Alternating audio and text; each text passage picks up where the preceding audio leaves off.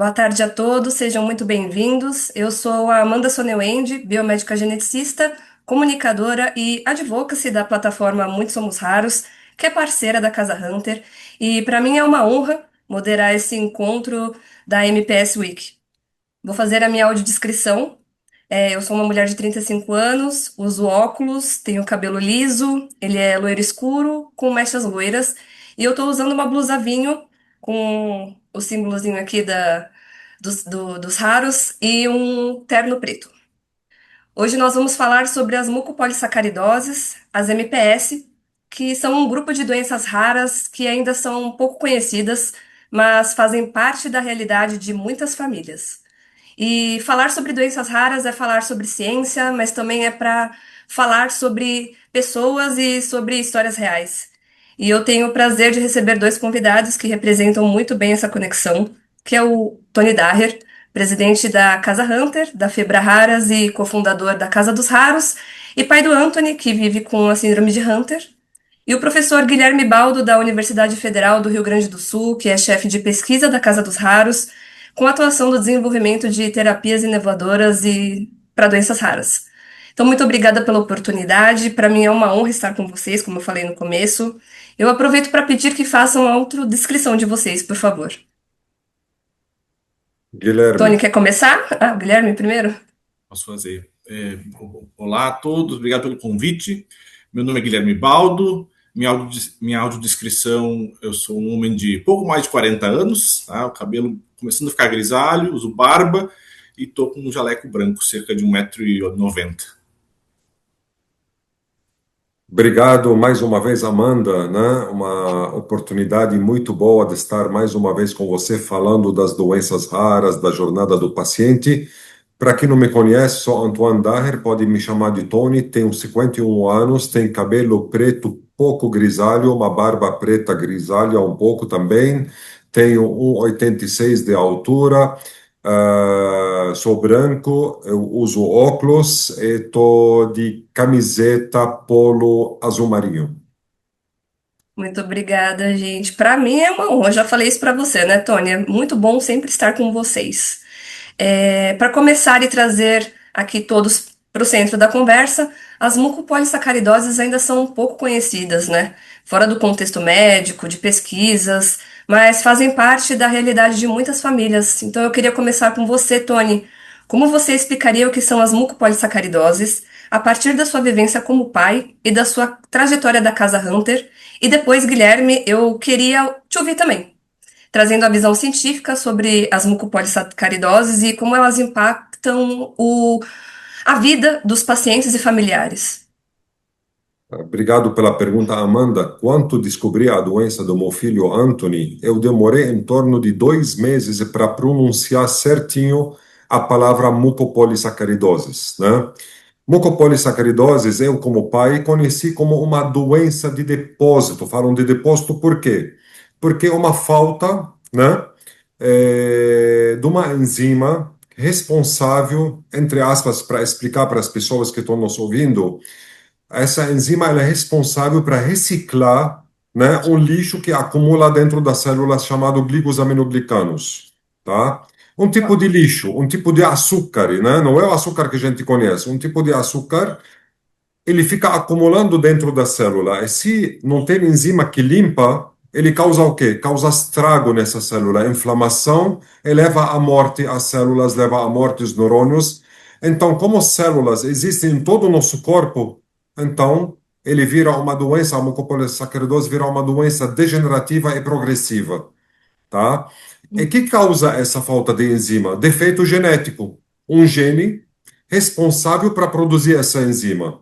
Então, as pessoas que têm a doenças mucopolissacaridoses, né, depende de tipo de enzima, né, que falta ali, eles não têm como fazer esse trabalho de limpeza. Então, acabam adoecendo, tendo problemas multissistêmicos, acomete tudo. Porque até no cabelo nós temos células, em tudo tem células, né?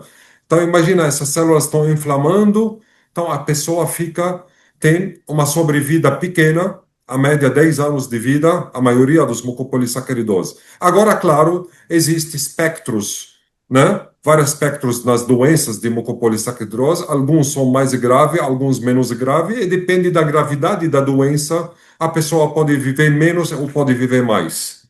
Graças a Deus, hoje, as novas tecnologias, muitas delas têm tratamento muito eficaz. Então, nós estamos conseguindo mudar a história natural dessas doenças com a vinda das novas terapias.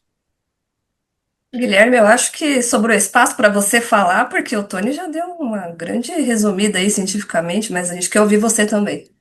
Com certeza. Na verdade, isso que o Tony comentou é sempre o nosso primeiro impacto, né? Quando a gente vai falar de uma doença rara tipo mucopolissacaridose. A primeira coisa que assusta quando vem um diagnóstico de mucopolissacaridose é o nome, né, Tony? Mucopolissacaridose, já é uma coisa imensa, né? A gente já começa a chamar carinhosamente de MPS para facilitar, né? Não precisar falar esse nome grandão toda vez. Mas o nome já nos diz exatamente o que acontece, né, nessa doença. Como o Tony já falou, é isso mesmo. A gente tem alguma mutação genética, tá? Que vai causar uma deficiência numa proteína, tá? E o papel dessa proteína era degradar mucopolissacarídeos, que são açúcares grandões. Tá? Qual é a função desses açúcares grandões que a gente tem? Por exemplo, a gente tem os ossos, né? Entre um osso, se a gente pensar no nosso osso da perna ali, entre o fêmur e a tíbia, né? Se a gente, entre um osso e outro, se não tiver nada entre um osso e outro, a gente ia friccionar o osso o tempo todo. Ia desgastar o osso. Os mucopolissacarídeos, por exemplo, ficam nesse espaço entre um osso e o outro, e eles dão essa fluidez, né, no espaço. Tá? Então, isso permite que a gente consiga movimentar as articulações, movimentar os braços, movimentar as pernas, e assim por diante. Se tu não tem a enzima que degrada esses mucopolissacarídeos, né, esses glicosaminoglicanos, essas moléculas que ficam nesse espaço, o que acontece, por exemplo, é que os pacientes começam a ter problemas para fazer esses movimentos de levantar o braço, de mexer, abrir bastante a perna e assim por diante, né? O que acontece é que esses mucopolissacarídeos, né, que a gente também chama glicosaminoglicanos, esses açúcares grandões, como o Tony disse, eles estão localizados em basicamente todos os órgãos do corpo. Então, se você pegar o coração do paciente com mucopolissacaridose, ele não degrada os mucopolissacarídeos e o coração aumenta de tamanho. Tá? O coração aumentando de tamanho, ele começa a não funcionar, não conseguir bater com a força que ele precisaria. Então, começa a dar problemas na função cardíaca. Tá? O fígado e o baço também acumulam mucopolissacarídeos, eles aumentam de tamanho. Então, o paciente tem o que a gente chama de hepatoesplenomegalia, né, que é aumento do tamanho do fígado e do baço. Então, eles ficam com a barriga assim maior porque esses órgãos ficam ali dentro dessa estrutura, né?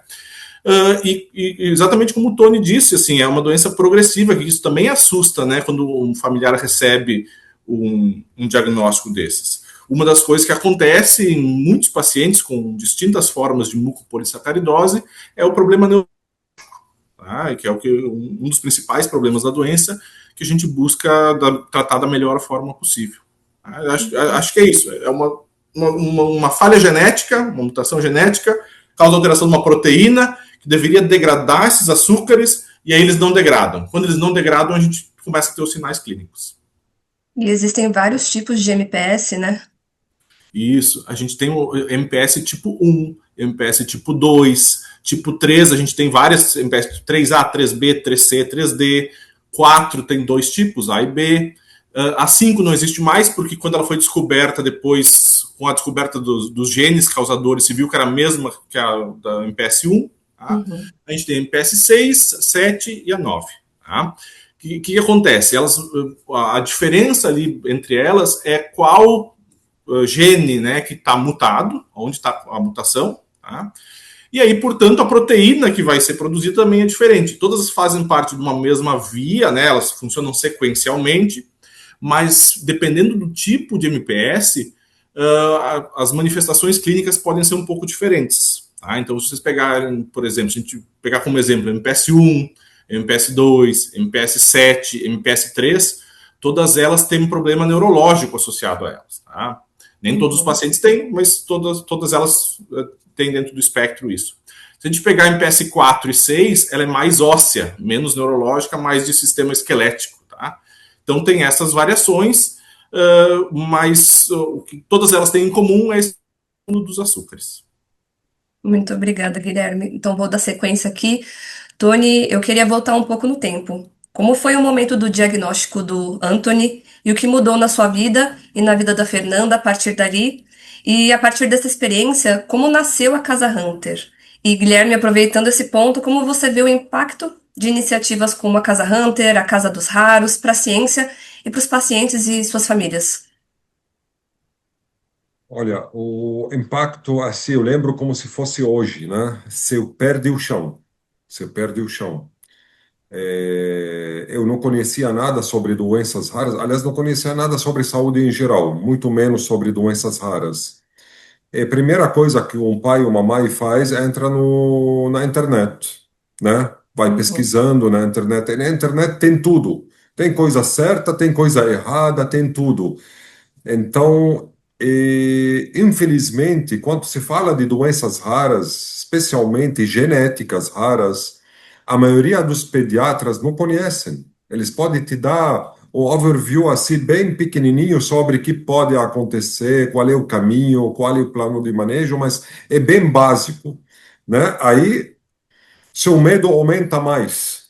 Então eu fiquei chocado, eu fiquei no início assim, não entendia o que que eu vou fazer, quem vou procurar, aonde eu vou, o que que eu faço para salvar a vida do meu filho? Será meu filho vai ficar cego, vai deixar de andar, não vai conseguir mais falar? Realmente ele perdeu a fala, ele degenerou bastante, né? Então uma corrida contra tempo, sabe? Mas uma Uhum. coisa certa, você começa a olhar a vida via outro olhar.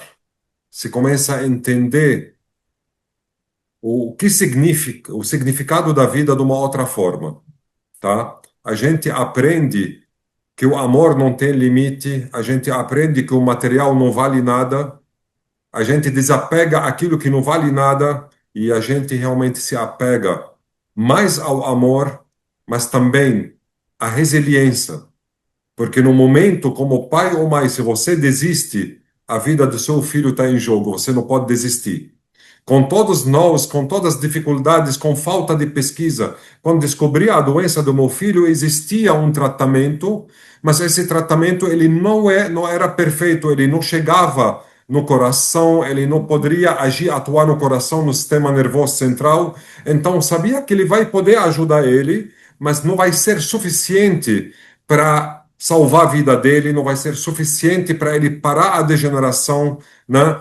Nos ossos, no coração, no sistema nervoso. Então, entrei numa luta insana, comecei a estudar genética, estudar pesquisa. É claro, nunca vou ser um professor como o Dr. Guilherme, mas comecei a pesquisar.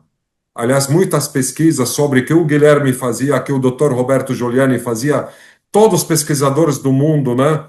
Que tinham alguma coisa publicada no PubMed e outras revistas, eu vasculhava tudo até 3 da manhã para entender, diante as dificuldades que a gente enfrentava de achar um médico que conhece a doença, eu tive que aprender quem procurar. Se você não conhece a doença, você não aprende quem você deve procurar, aonde você deve procurar, qual evento você tem que ir para achar pesquisas. Aí começou a batalha, aí nasceu a Casa Hunter para ajudar realmente a caçar mais doenças e estruturar um ecossistema completo para as doenças raras. Esse foi o foco, esse foi o motivo, né, Sim. para a Casa Hunter ter nascido naquela época. E minha esposa não foi diferente, ela me apoiou em tudo, desde o início até o fim, até hoje, para poder viajar, ir até a China, ir até a Coreia, ir até Japão, ir até Estados Unidos, enfim, qualquer lugar, né? Deixava ela sozinha como filha, mas ia para o mundo para poder trazer alguma novidade. E foi assim durante anos. Eu acabei trazendo milhares de novidades para milhares de pacientes, E né? milhares de E isso doenças que diferentes, né, Tony? exatamente, exatamente. Foi isso. Amanda, tu sabe que eu estava pensando assim, nas palavras do Tony, assim, de quando tu recebe o diagnóstico, né? Você como pai, o Tony como pai no caso, de, a sensação de perder o chão, né? E aí tu me pergunta Hum. qual é a função da Casa dos Raros, a importância da Casa dos Raros, da Casa Hunter. Eu acho que tanto as duas, né? Tanto a Casa dos Raros quanto a Casa Hunter, a principal função é dar um chão de volta para as pessoas que tiveram esse diagnóstico, tá? Ou até achar o diagnóstico. Porque a gente, sabendo, né, a gente que trabalha com doença rara, a gente sabe que é uma coisa muito impactante, que a pessoa fica exatamente como o Tony disse, às vezes meio desbaratinado, sem saber para onde ir, para como buscar ajuda. E o que a gente faz, tanto na Casa dos Raros, quanto o pessoal em São Paulo, na Casa Hunter, é tentar auxiliar nesse momento, assim, auxiliar tanto na parte do diagnóstico, tá? Sim. Na parte, às vezes, de ajudar os pacientes a buscar os seus direitos, né? Que é uma parte muito importante disso tudo. E tentar, para mim, como pesquisador, ter o suporte, né? Fazer parte da Casa dos Raros, ter o suporte da Casa Hunter, auxilia muito na questão da gente não fazer uma pesquisa vazia, né? A gente faz uma pesquisa pensando no. A gente conhece os pacientes, a gente sabe o que eles estão passando, a gente tenta aplicar ao máximo as coisas que a gente faz para melhorar a qualidade de vida dessas pessoas, seja melhorando o diagnóstico, seja fazendo um tratamento novo, seja estudando formas do paciente ter um suporte melhor e assim por diante. Então, para a gente ter uma casa Hunter, uma casa dos raros junto, dá um significado muito maior para o nosso trabalho de fazer pesquisa. Com certeza. Vocês têm um propósito de vida muito bonito, né? E isso acaba trazendo um pouco mais de leveza, um pouco mais de força para vocês conseguirem fazer o trabalho de vocês, né? Então, Tony, você costuma ter uma perspectiva muito forte sobre ação e transformação, né? O seu testemunho como pai e como, enfim, com políticas públicas de saúde já diz isso. O que o Anthony ensinou para você e para Fernanda ao longo dessa jornada? E para você, Guilherme, como o contato com os pacientes e suas histórias mudou a sua vida? Olha, antes de Anthony nascer, né, eu era como qualquer pai, sonhava por cada momento, como vai ser, né, o que que ele vai fazer, quanto crescer, né? Eu tenho isso também da minha descendência libanesa, né? A gente começa a planejar até a faculdade do filho antes dele chegar, né? O que que ele vai se tornar, vai ser médico, vai ser advogado, etc. Eu lembro até hoje que eu fiz tipo uma, eu não lembro como chama isso, tipo uma previdência, né? No Uhum. banco era no meu nome, né? E quando eu nasci ia mudar, colocar o nome dele, tá? Porque eu falei, se até ele ter 18 anos, ele quer estudar em Harvard, quero que ele seja um advogado, depois virar um juiz, né? Eu que estudei ciências políticas, eu sempre gostei, né, das duas áreas, né? Eu falei, não, meu filho é bom ser advogado, depois juiz, né? A gente pensa, né, assim, né? Eu fiz uma previdência, eu falei, se acontece uma coisa comigo, eu não vou ter condição daqui 18, 20 anos de pagar um Harvard na vida, pelo menos ele vai ter, né, esse dinheiro guardado, vou guardar para ele poder fazer o que ele quiser, estudar na melhor faculdade do mundo. Hoje meu sonho é ele falar, papai, te amo. As coisas mudam muito. Então a gente sonha numa coisa que é bobagem, a gente aprende que nada vale, nenhuma diploma vale mais que a saúde, o amor que a gente tem para a pessoa que a gente ama, para os filhos. Se o filho está bem, com saúde, e tem amor pelos pais, e os pais amam, não tem como ter pais que não amam o filho. Mas essa conexão de amor entre o pai e filho, isso vale mais de qualquer diploma do mundo, vale mais de qualquer dinheiro do mundo. Não existe algo melhor que isto. Não existe. E as coisas pequenas, né? No dia a dia, essas conquistas pequenas, a gente todo dia, às vezes a gente nas conquistas, como ele melhora, às vezes ele fala, agora ele está falando 20 palavras, vamos dizer assim. Isso para nós é muito melhor de ganhar na Mega Sena. As pessoas esquecem, as pessoas são felizes e não sabem. A gente aprende isto, que 90% das pessoas são felizes e não sabem. Porque eles têm filhos com saúde, até falam pra caramba, e brigam com eles para eles parar de falar. Eu quero que se fosse eu no lugar, meu filho falasse assim comigo. Eu ia estar tão feliz, né? Nossa. Então, eu falo isso, essa é a minha mensagem para todas as pessoas que têm saúde, que têm filhos com saúde, mas brigam e não estão felizes, cobra muito. Param de brigar, vocês têm tudo. Quanto vocês têm saúde dos seus filhos, têm abraço do seu filho conversa com você, discute com você, isso é a felicidade. Vocês têm tudo. Dão valor a isso. Isso que mais vale na vida. Você me emocionou. Sério, que lindo, que lindo, que lindo. E você, Guilherme? Né, é bonito a gente entender como funciona uma família, né? E é isso que eu digo para os meus alunos, assim, esse contato que a gente tem com os pacientes, para nós acaba sendo muito importante porque deixa de ser uma amostra, né? Deixa de ser um tubo de ensaio no laboratório Uhum. e você passa a ver o que é quem é aquela pessoa por trás daquela amostra, o que aquela pessoa está sofrendo, como começar a ter ideia de como a gente pode ajudar aquela pessoa, como a gente pode ajudar a família daquela pessoa. Então, esse contato da gente com os pacientes, que acontece muito em doença rara, né? Porque se pegar um caso de diabetes, por exemplo, um monte de gente com diabetes, mas doença rara são 5, 10, 20 pessoas que tem aí, a gente acaba conhecendo, né? E aí a gente acaba conhecendo as histórias e acho que a gente saber das histórias das pessoas e entender, né, tudo que passa é um dos maiores motivadores que tem para continuar fazendo o que a gente faz, cada vez melhor, cada vez mais rápido, porque a gente entende que tem uma questão de tempo aí, né? A gente vai vendo ano a ano os pacientes e dá um sentido para o que a gente faz, né? Com certeza. E você tocou num ponto muito importante, porque na minha época de laboratório eu não tinha esse contato com o paciente, só na época de iniciação científica. E é muito importante a gente, pelo menos, entender um pouco mais das doenças que a gente trata e também ter essa vivência, não sei, com as famílias. Eu acho que é muito importante esse trabalho que você e o Tony fazem com a Casa Hunter, com a Casa dos Raros. É muito bonito o trabalho de vocês, gente. Parabéns. Obrigado. Imagina. Então vamos continuar aqui. Tony, na prática, quais foram os principais desafios até chegar ao diagnóstico do Anthony? E Guilherme, do ponto de vista científico, por que o diagnóstico das doenças raras, como as MPS, ainda são um desafio? Falta de conhecimento geral, tá? Especialmente dos médicos. Isso te falo a maior causa do diagnóstico tardio, porque o médico não consegue pensar fora da caixinha. Ele tem que perceber, quando a gente fala de mucopolissacaridose, tem sinais e sintomas, né? Hoje eu não sou médico. Se eu vejo uma criança de 6 meses, 4 meses, 5 meses que tem a doença do meu filho, na hora eu vou saber. Na hora. Eu não sou médico. Entendeu? Então, falta esse conhecimento, e isso que me deixa com medo, né? Por quê?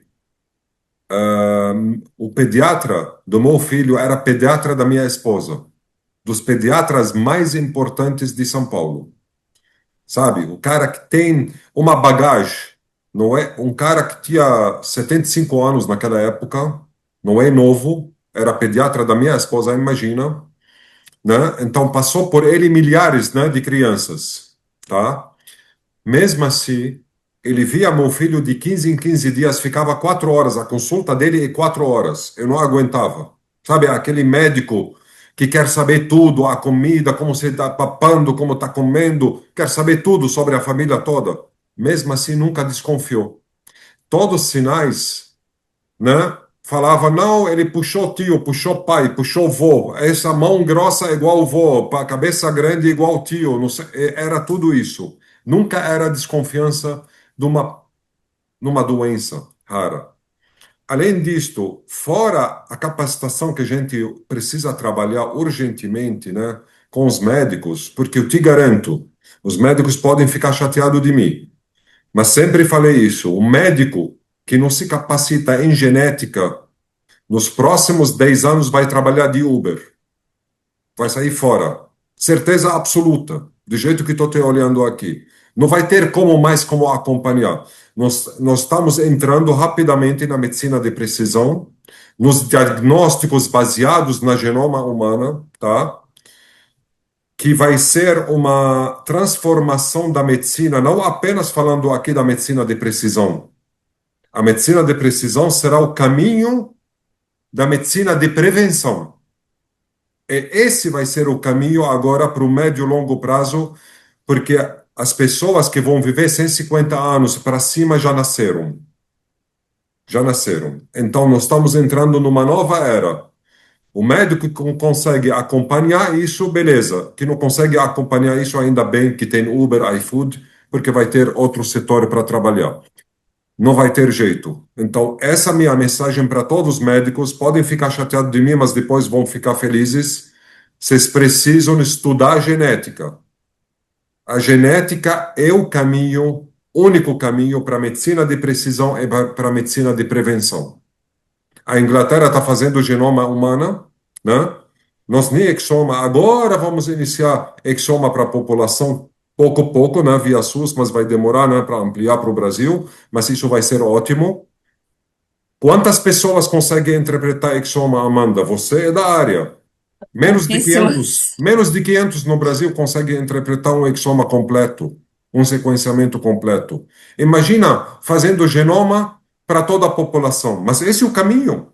Eu sou a favor de genoma. Eu sou a favor, se eu fosse ministro da Saúde, primeiro programa fazia genoma para uma cidade tipo São Paulo Grande, depois faria para outras, uma atrás da outra, projeto piloto a nível maior. É assim que temos que investir. Não adianta tampar, né, os buracos, né, sem ter uma estrutura grande e boa. Só sabemos criar OBS para dar vazão para os pacientes. É isso que sabemos criar, para deixar o SUS sangrar mais. Agora, criar uma política de saúde para resgatar os brasileiros do fundo do poço e ter uma saúde de qualidade, ninguém quer fazer isso, ninguém quer enfrentar isso. Porque só isso, é com isso que vamos gerar sustentabilidade. Sem isso, não vai ter sustentabilidade para o SUS. Como você vai tratar pessoas com 110 anos daqui a pouco de idade, tratando eles no público ou no privado? É isso que nós estamos fazendo hoje. Nós estamos vivendo mais, mas sem qualidade de vida, aumentando, né, a despesa na área pública e na área privada. Então temos que pensar junto em mudar isso. Além disso, o teste do pezinho ampliado precisa ser feito, porque o teste do pezinho ampliado é super importante também para antecipar o diagnóstico de milhares de doenças. Isso é super importante. Então a gente tem que trabalhar, investir em teste do pezinho ampliado, em exoma, em diagnóstico precoce, e no mesmo tempo, em paralelo, capacitar mais médicos e criar centros tipo Casa dos Raros. Tá, se a população, 6% da população tem uma síndrome rara, por que não criamos 6% dos hospitais focados em doenças raras? Não seria mais justo? Com certeza. Porque também o modelo atual dos hospitais vai para falência daqui 10, 15 anos. Nós não vamos ter daqui 10, 15 anos hospitais grandes tipo Sírio-Libanês, Einstein, HC, Santa Casa. Esse modelo não vai existir mais. Vai ter modelos de centros hospitalares menor que vão tratar grupos de doenças pela caracterização dessas doenças de uma forma muito mais precisa no diagnóstico e muito mais eficaz no tratamento, aquilo que é chamado terapia-alvo. Só que vejo que o sistema público e privado está indo contramão. Não tem essa visão. Se temos menos de 400 geneticistas, e metade deles encostados, com todo respeito, viu, Guilherme? Eu não sou Tá, geneticista. imagina a situação do país.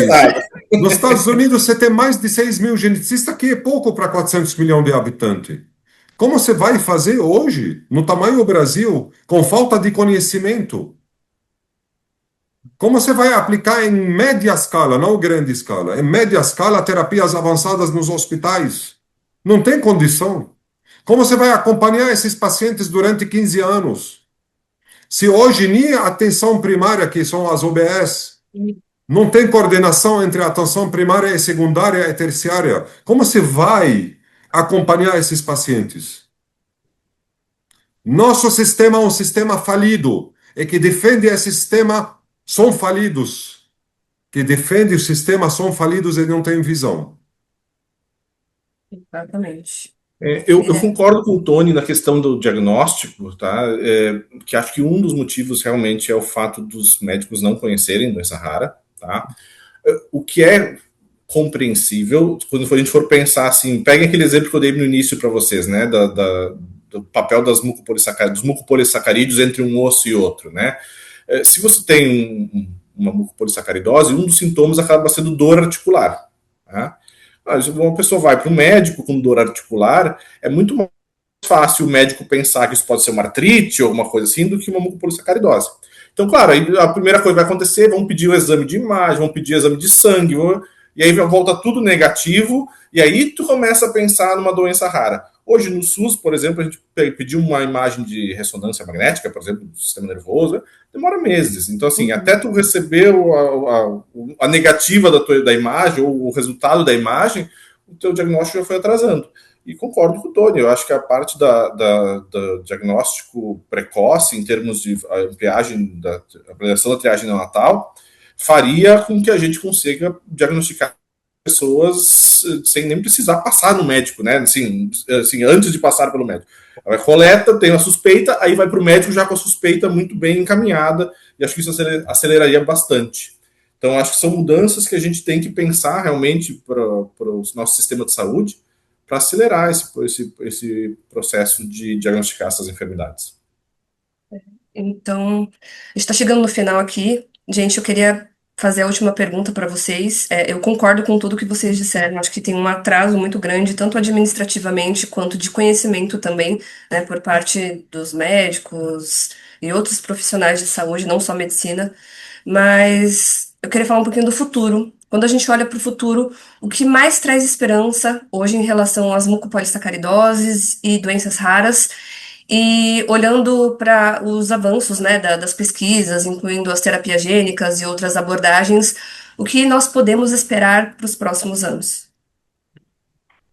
Olha, referente às mucopolissacaridoses, né, tá, e a maioria das doenças de depósito, nós estamos tendo agora, entrando numa nova era de tratamentos, tá? Os tratamentos iniciais para as doenças de depósitos eram reposição enzimática, né? Foram primeiros tratamentos.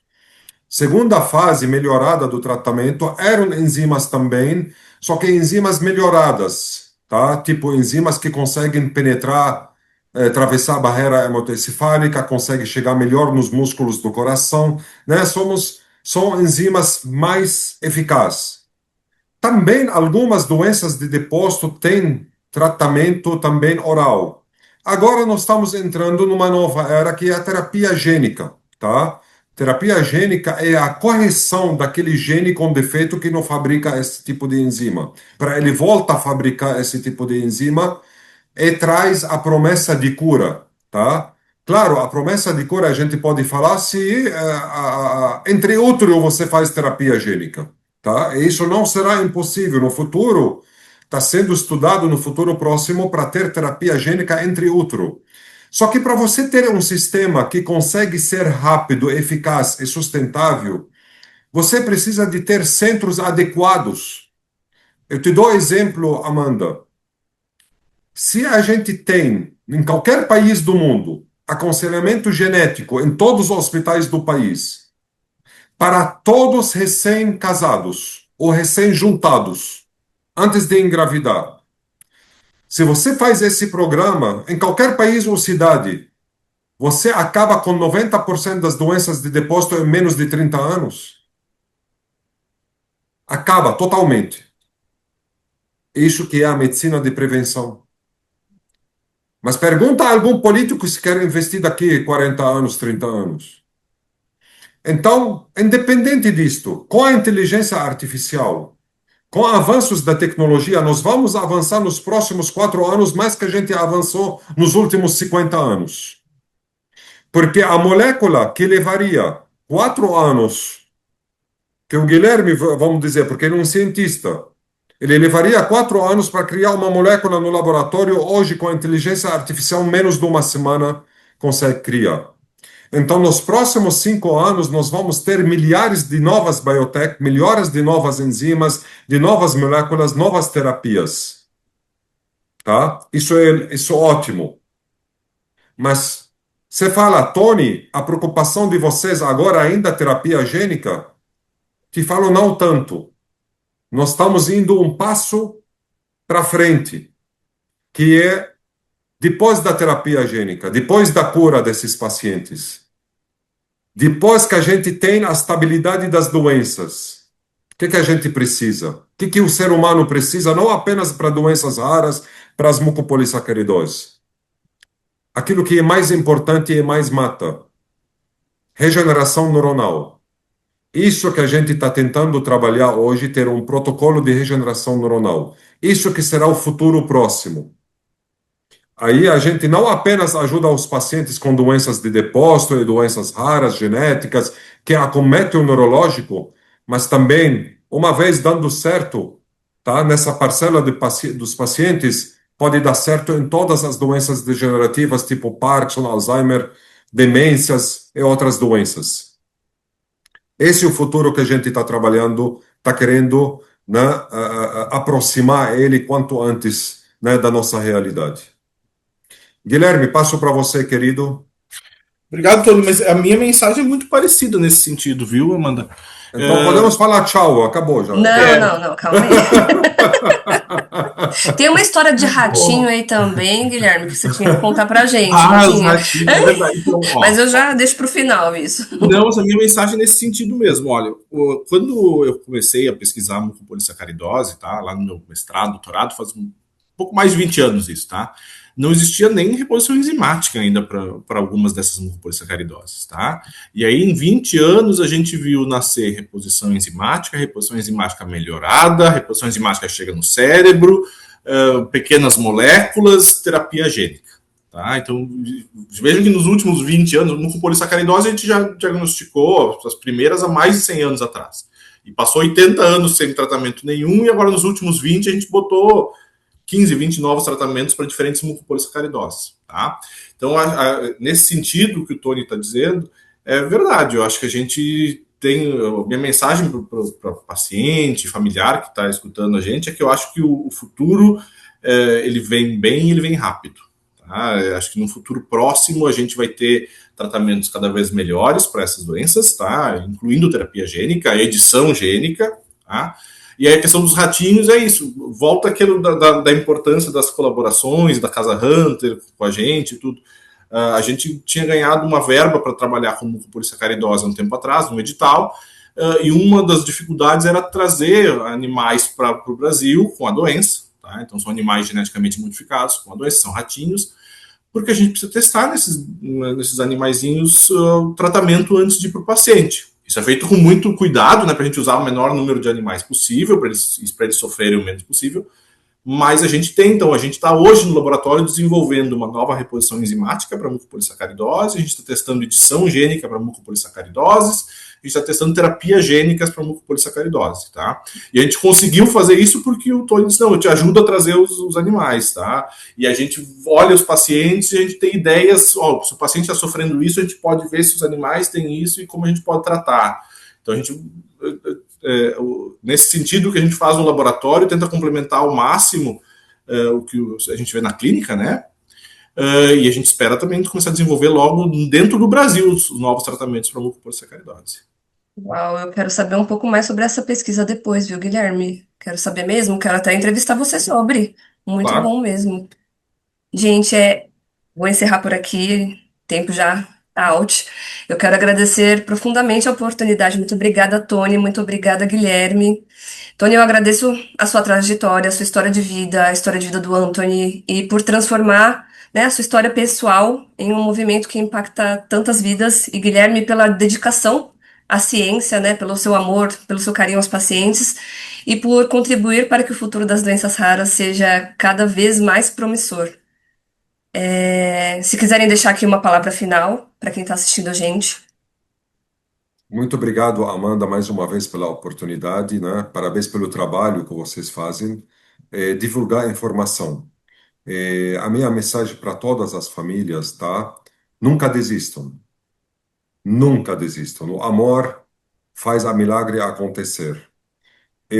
O médico, quando diagnosticou meu filho, ele me falou que não vai viver mais que 10 anos. Meu filho completou semana retrasada 17 anos. Graças a Deus ele está bem. Claro, ele tem atraso cognitivo, tudo, mas a doença está estabilizada. Isso é o mais importante. E cada dia que passa, a gente tem um ganho. A gente conseguir mudar a história natural da doença com meu filho Anthony. Então, ele é o amor da nossa vida, ele é meu orgulho, ele é a razão de toda essa luta. Então, não desistem, né? Mesmo que o médico, que é o cara que mais entende do assunto, te fala, tá difícil, não vai ter, não tem nada agora, não desiste. Porque imagina, se eu descobri a doença dele mais de 15 anos atrás e conseguimos avançar até aqui, imagina hoje, daqui para frente. Cada dia conta, porque as novas terapias estão chegando e vai ter milhares de terapias nos próximos anos.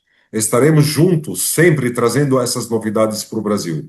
Podem contar sempre com Casa dos Raros, com Casa Hunter, né? Que nós nascemos para cuidar de pessoas. Estaremos junto com vocês nessa luta. Obrigado. Obrigada, Tony, Guilherme. A minha mensagem de despedida é muito similar à do Tony, tá? É a mesma, inclusive, tá? Agradecer a oportunidade e acho que realmente a gente conversar sobre isso, conscientizar as pessoas que existem doenças raras, explicar o que elas são, é uma das etapas para a gente melhorar o diagnóstico, fazer ele mais precoce, né? E a segunda é exatamente o que o Tony disse, para familiar, para paciente, não desistam, tá? A gente promete que se vocês não desistirem de lá, a gente não desiste aqui no laboratório e continua tentando desenvolver novos tratamentos cada vez melhores, novos métodos diagnósticos e coisas e outros métodos que possam melhorar a vida dos pacientes, tá? Obrigado. Gente, muito obrigada de coração pelas palavras, pelo tempo de vocês. Para mim foi muito enriquecedor e eu tenho certeza que para quem está assistindo em casa também foi. Então, a Casa Hunter em Foco, MPS Wiki, tem patrocínio da Biomarin e JCR, com o apoio da Febra Raras, Casa dos Raros, Instituto Atlas Biosocial, Instituto Breno Bloise e Associação ACDR, com o apoio de mídia do Muitos Somos Raros. Muito obrigada e até a próxima. Nós seguimos juntos nessa construção. Muito obrigado. Até. Tchau, tchau.